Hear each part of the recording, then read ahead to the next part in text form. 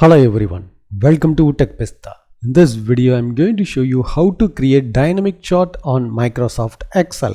Many people create the sales chart by using Excel. If you would like to create a dynamic chart, how you can do this? For example, in my dynamic chart, I would like to add one more row.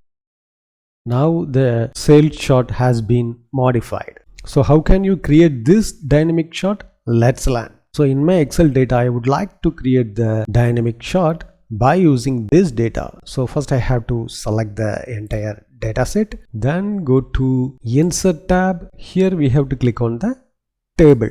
Then we have to select the My Table Has header. So this is the header. Then we have to click OK. That's it. So now the table format has been properly aligned. So if you would like to change the table style, you can change as you need.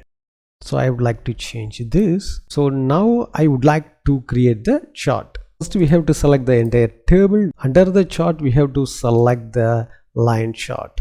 Now the sales chart has been created. So if you add any one of the row, it will be automatically added the new line. For example, you can add June month $6,000. Now it's automatically adjust for the June month data. You can also modify the existing value. Now the chart has been modified based on the data. So if you would like to remove the particular data, you have to select the entire row. Then you can click to delete and click on the table rows. Now the chart has been modified based on the data. So in this way you can create the dynamic chart on Microsoft Excel. Thanks for watching this video. If you have any question, enter the comment section.